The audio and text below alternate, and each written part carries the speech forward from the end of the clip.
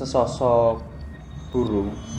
Ya ukurannya mungkin kurang lebih seukuran manusia lah. Ada firasat yang nggak enak mendengar suara gesekan. Dan itu suaranya tuh kayaknya seperti Langkah kaki. banyak orang kayak ada yang megang-megang kayak dipijit-pijit itu. Ini kisah pasar setan yang diceritakan Mbah Marijan itu menunjukkan kebenarannya. Suara-suara gamelan dan dending Jawa itu mulai mengalun di telinga mereka. Jadi keramaian sebuah pasar pun itu menyusul suara-suara.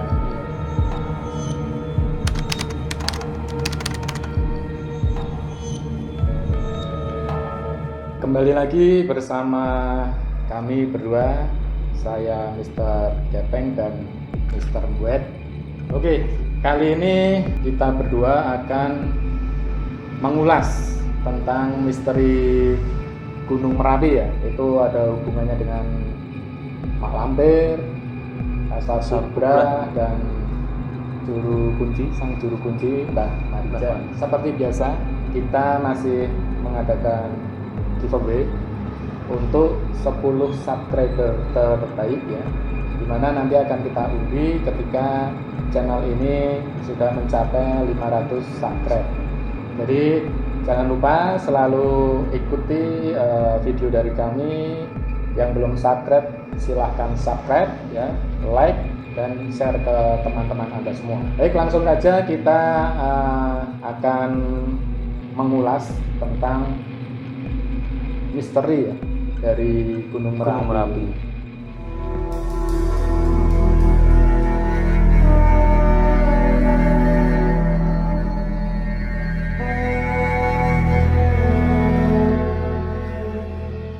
Tentunya sudah banyak yang mengenal tentang Gunung Merapi, salah satu gunung yang aktif di Indonesia dan juga terkenal dengan legenda-legenda, kisah-kisah horor mistis yang ada di Gunung Merapi.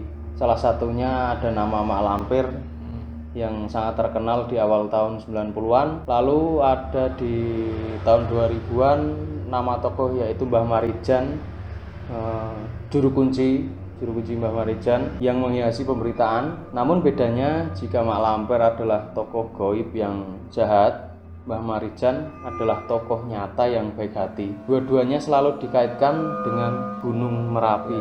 Sebenarnya memang erat dengan sosok Merapi. Jadi suatu ketika Mbah Marijan pernah mengatakan di Gunung Merapi itu terdapat sebuah kerajaan gaib.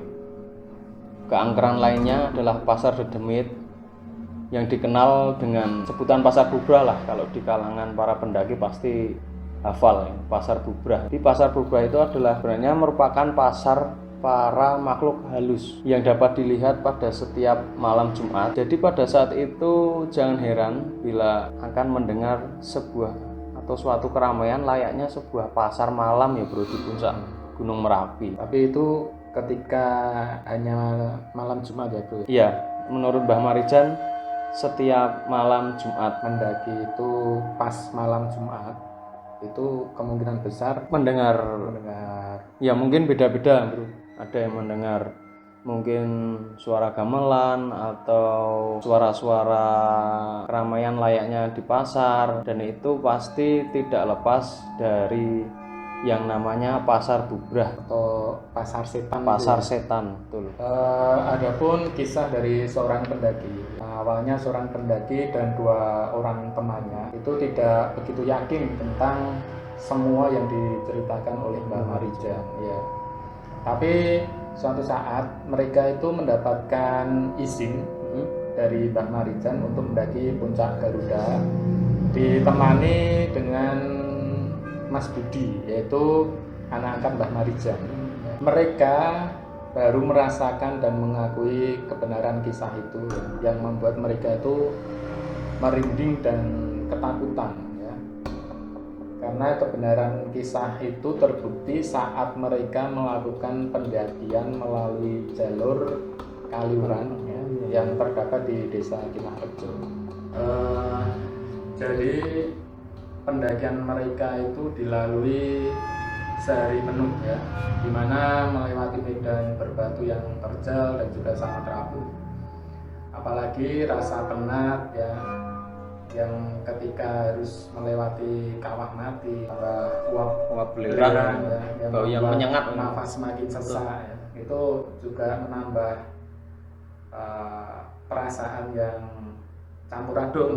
Kemudian sesampainya mereka di Pasar Bubrah ya, mereka itu sepakat untuk berkemah dan bermalam di sana untuk merasakan keanehan yang kerap dibicarakan orang.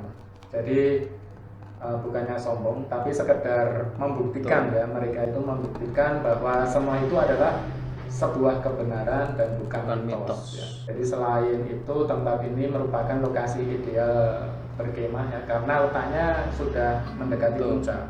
Letaknya emang di bawah pas puncak sih, dan itu sangat luas. Jadi ketika seorang pendaki itu melakukan kemah di situ, itu kemungkinan besar merasakan hal-hal mistis itu ya bro ya. Nggak semua orang bisa merasakan, itu mungkin hanya orang-orang tertentu saja, dan ditemui genderuwo, ada yang mendengar suara mistis, suara gamelan.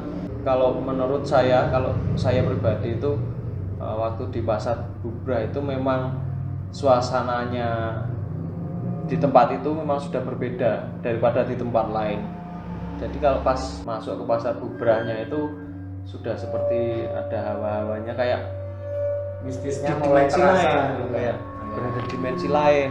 Tapi itu tetap kembali lagi ke teman-teman semua, yang penting kita nggak di sana nggak neko-neko, nggak macem-macem lah intinya. Kita niat baik ya, insya Allah tetap aman saja. Jadi tak lama ya, ketika pendaki itu sampai di sana dan mereka mulai merasakan lelah ya, dan mulai tertidur. Nah ini kisah pasar setan yang diceritakan Mbah Marijan itu menunjukkan kebenarannya. Jadi ketika mereka sudah mau tidur itu suara-suara gamelan dan genting Jawa itu mulai mengalun di telinga mereka. Jadi keramaian sebuah pasar pun itu menyusul suara-suara. Ya. Bersama dengan itu debu angin yang semakin besar itu juga menambah suasana yang gaduh. Waktu melakukan pendakian di Gunung Merapi 6 tahunan yang lalu, jadi saya 4 orang itu. Jadi singkat cerita, selama perjalanan itu sebenarnya lancar-lancar saja sih, aman lah.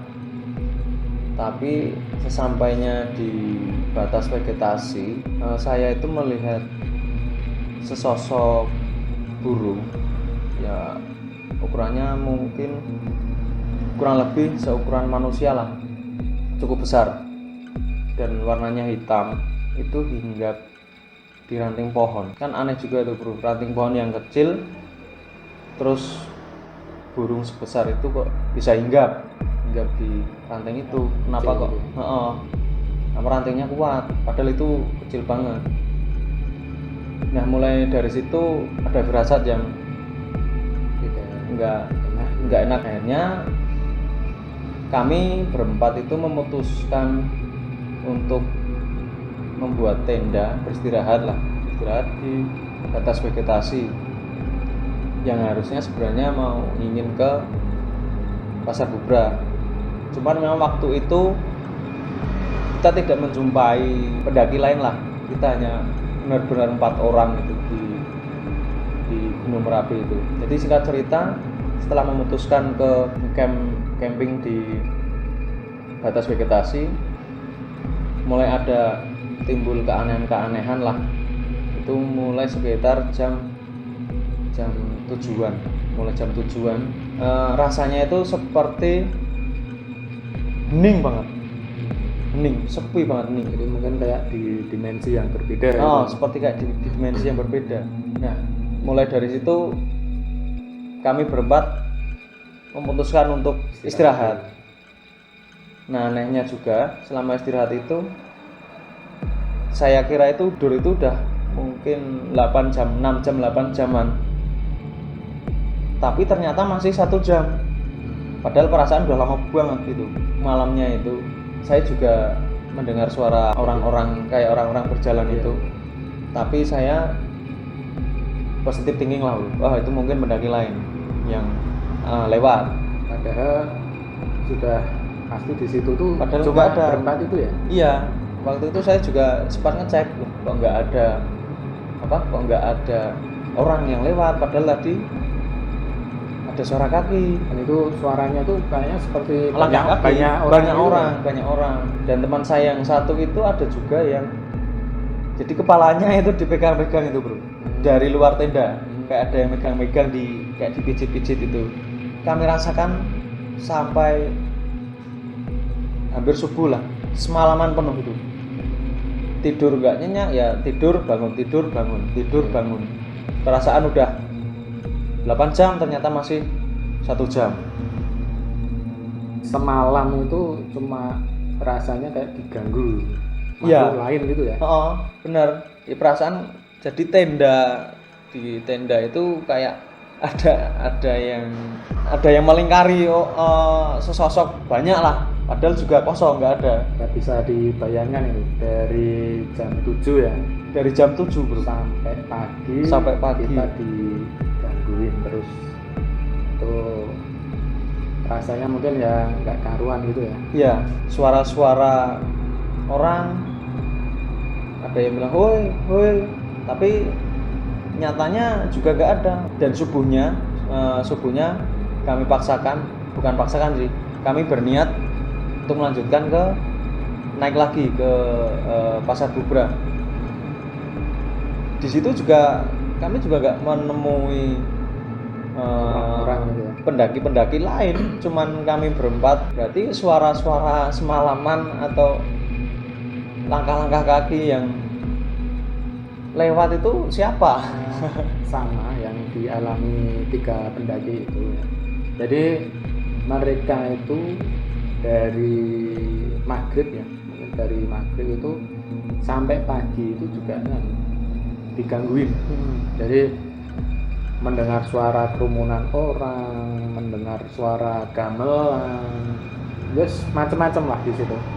Dan bisa dibayangkan, jadi ketika dari sore sampai pagi itu cuma merasakan gangguan-gangguan seperti itu ya. Jadi perasaan yang timbul paling udah campur aduk.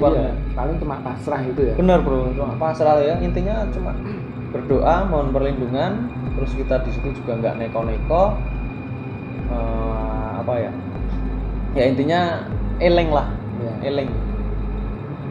Tapi mungkin ketika kita sudah terbangun di pagi hari, kita mungkin ada rasa syukur ya. Betul, sama ya seperti yang kami rasakan ya, itu. Ada rasa syukur ya. Jadi semua itu sudah terlalui ya. Dan sama yang dialami oleh ketiga pendaki ini ya. Jadi ketika mereka sudah pagi, matahari sudah mulai terbit, itu mereka juga mengucapkan syukur ya, karena semalaman itu hanya gangguan-gangguan, tidak terjadi istilahnya melukai mereka itu ya. Jadi cuma gangguan-gangguan yang terjadi, dan akhirnya pagi datang mereka mengucap syukur, dan akhirnya mereka melakukan perjalanan lagi ya, itu yang 3 pendaki itu, dan melanjutkan. Tentang misteri di Gunung Merapi memang banyak yang mempercayainya itu.